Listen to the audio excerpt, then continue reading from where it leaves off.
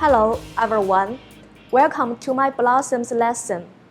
My name is Ling Wang, and I'm the liaison for the MIT Blossoms China Partnership. Today, I'm here in a large chemistry lab at MIT. In this lesson, I'm going to talk about two concepts: amount of substance and mole. They may sound less familiar to us and mainly used by chemists, but they are fundamental core concepts in chemistry, and this lesson will help you to really understand them. Before talking about this, I have just come back from doing some shopping. Now let's see what I have bought. I got 1 cantaloupe, 1 grapefruit, 2 apples, 1 box of blueberries, and 1 box of strawberries. Here I have got a question for you. Have you noticed that some fruits can be sold by the piece? For example, I can buy 1 cantaloupe, 1 grapefruit, even 1 apple. But can I just buy 1 strawberry or 1 blueberry? No, you can't, because they are usually sold in packs. Why? Look, they are very small in size. It's hard to handle if they are sold or bought by the piece. We have to pack them together and sell them in boxes or bags. You may ask, what is the connection between the fruits and a mole? You will understand it later. Right now, I have something I want you and your classmates to do. First of all, I want you to discuss with your fellow students what you know about the term amount of substance. After that, your teacher will have a bag of beans, and I want you to come back after the break with the precise weight of 1 single bean. See you in a few minutes.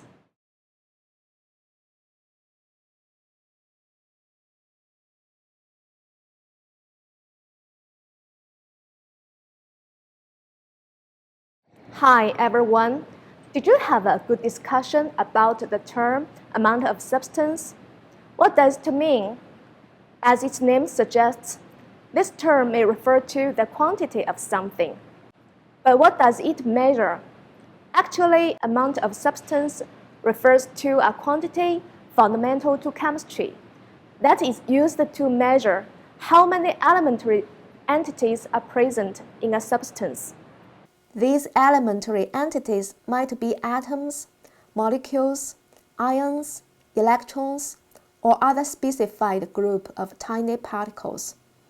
Amount of substance, symbol N, is one of the 7 base quantities defined by the SI, the International System of Units. Now that you know what the concept amount of substance means, let's move on to the next concept, mole. This mole is not the animal living underground. In chemistry, mole, symbol MOL, is the unit of amount of substance.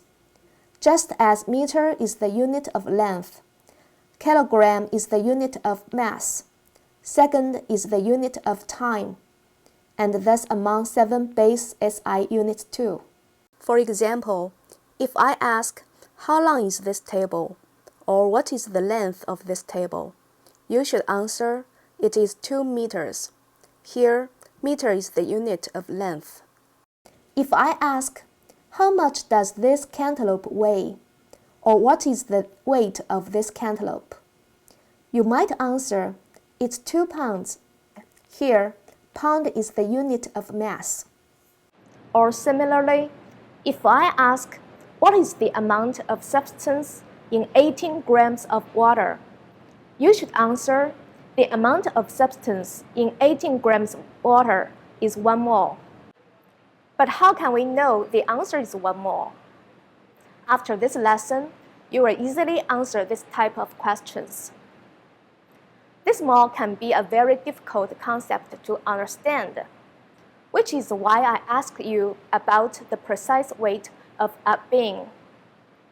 Did you find the weight of a single bean? If so, how did you measure it? Well, let me try to find that weight. When I put 1 bean on the scale, The scale shows nothing because the weight of one bean is too small to be measured with this kitchen scale. But how about we put 100 beans together and get the weight of the pile of these beans by using this scale?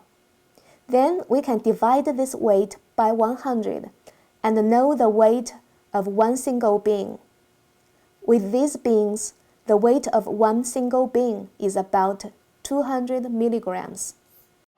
So if something is small in size, we can group them together and give the group a unit term when we are handling it. That's why rice, beans, candies, blueberries are sold in packs. For example, eggs are also sold in packs. Usually, we use dozen to describe the number of eggs.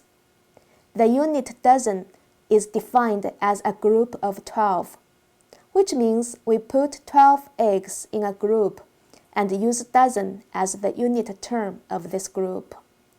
So 1 dozen eggs is equal to 12 eggs. 2 dozens is equal to 24 eggs. Sometimes it is more convenient if people use the dozen to describe the amount of eggs, especially when ordering large amount of eggs. For instance, 180 eggs. For this amount of eggs, people can directly say 15 dozen eggs instead of the number of 180 and make fewer mistakes during the operation. Before looking further at small elementary particles we cannot see, let's do one more example relating to the concept of amount of substance. Different regions of the world have reasons to create some new units to describe the amount of certain substances, unique to their own needs. For instance, in your region of the world, may not have heard of a dozen eggs before. Here in North America, in the United States and Canada, many people burn wood for heating their homes, so they need an amount of substance for wood. It's called a cord of wood and is defined as shown on the screen right now. The cord is a unit of measure of dry volume used to measure firewood and pulpwood in the United States and Canada. A cord is the amount of wood that, when racked and well stowed, occupies a volume of 128 cubic feet. Now, I have an assignment for you. With your classmates and with your teacher, discuss your region's unique needs and identify the unit of amount of certain substance that is needed in your part of the world. See you back in a few minutes.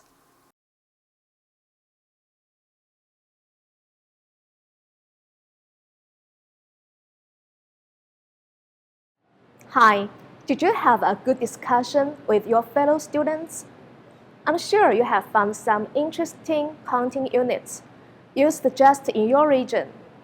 For example, 1 ream of paper is equal to 500 sheets of paper. 1 glass is equal to 12 dozens. 1 score is equal to 20. As you can see, these counting units are all created by humans, and people define the quantity of each unit according to their own needs. For example, when measuring the quantity of paper, we designed the unit ream and defined 1 ream is equal to 500 sheets of paper. Because 1 sheet of paper is thin, and we needed to stack hundreds of paper to make it convenient for us to operate. However, when we are counting eggs, we designed a unit dozen, and according to how many we can eat, we give a dozen a smaller number, 12, compared to a ream. You see, these units of amount of different substances is human-defined quantities. Quite arbitrary, but very useful. Now, let's talk more about extremely small elementary entities. And first, I want you to think about just how small an elementary entity really is. Remember that elementary entity refers to the tiny particles like molecules, atoms, ions, electrons, and others, which compose all substance. So think about these tiny particles, and I want you and your classmates to answer the following question.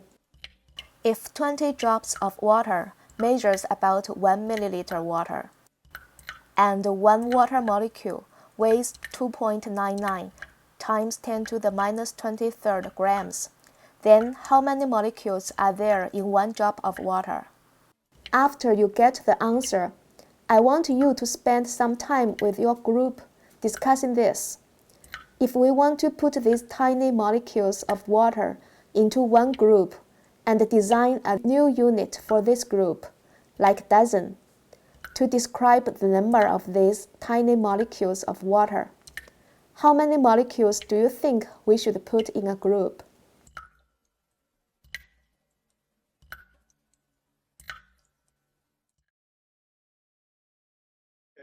Hi, have you got your answers? Are you surprised by the number of molecules in just one drop of water? It is pretty amazing. Here's the number of water molecules in one drop of water. Look at all these zeros. How big this number is.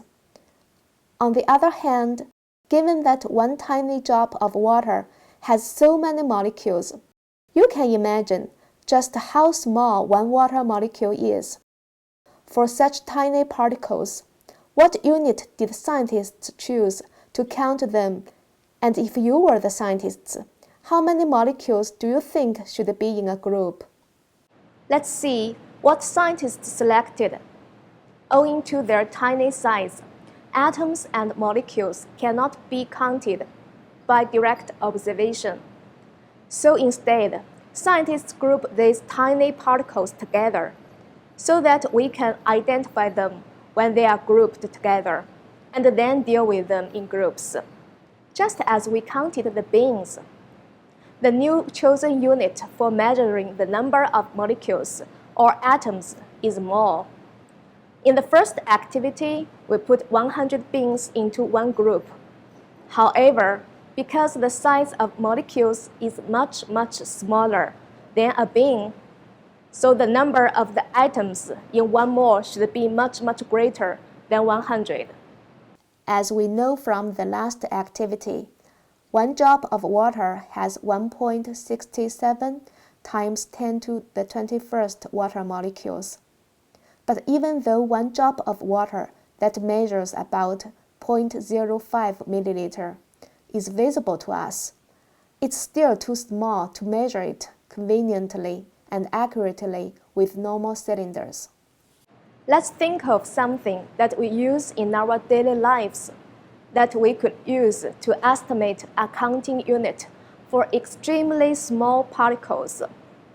What do you usually use to measure water or other liquid in your daily lives?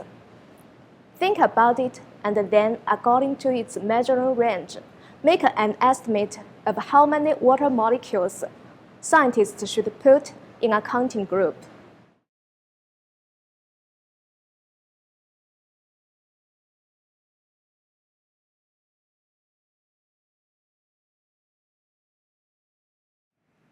Hi, welcome back. So what measuring device that we use in our daily lives did you use to estimate the number of molecules that scientists put in a mole?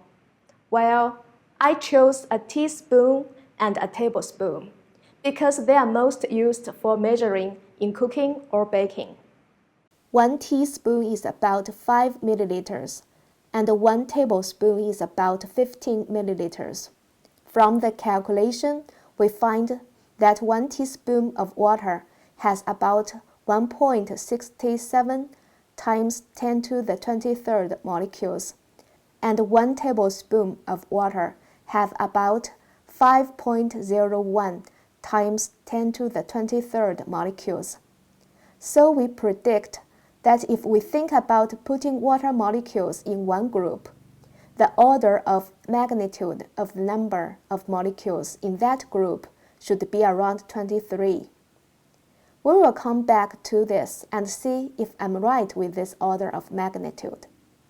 Just as 1 dozen eggs equals 12 eggs, what is the exact number of atoms in 1 mole? Let's see how scientists define a mole. This definition can be confusing, so listen carefully. Mole is the unit of the amount of substance, symbol MOL. 1 mole is defined as the amount of substance containing the same number of elementary entities as there are atoms in 12 grams of pure carbon-12. To make it easier to understand, in other words, if we know how many atoms are there in 12 gram carbon-12, then we know 1 mole of anything has the same number of elementary entities. The elementary entities in the mole definition refer to atoms, molecules, or ions, depending on the substance concerned. For example, if the substance is water, because water is composed of water molecules, the elementary entities are water molecules. If it's carbon or copper, which are composed of atoms, the elementary entities are carbon or copper atoms. For ion compounds, such as sodium chloride, the entities are formula units of sodium chloride. The number of carbon atoms in 12 grams of carbon-12 was determined experimentally by scientists. This number is called Avogadro's number, and it is really big. Usually, we use Avogadro's number with 3 significant figures in calculation, which is 6.02 times 10 to the 23rd. As you can see, the order of magnitude of Avogadro's number is 23.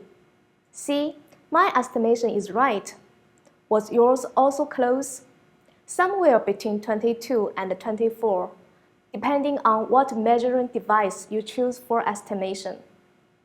So far, we have learned the definition of the amount of substance and mole. The amount of substance is one of the 7 basic physical quantities and used to measure the number of elementary entities at molecular or atomic level. Mole is the unit of the amount of substance. 1 mole of anything has 6.02 times 10 to the 23rd particles of basic units that compose the substance we referred. It can be difficult for anyone to imagine the magnitude of Avogadro's number. So after this class session, I want you to watch another Blossoms lesson called How Big is a Mole? Do we really understand Avogadro's number? Then, before you come to our next class session, I want you to find the answer to the following question. How long would it take for the people on Earth to eat 1 mole of rice, assuming one person can eat 0.5 kilograms rice per day? To answer this question, you might need to do some research online for the numbers you need to know. Good luck, and I will see you in the next class session.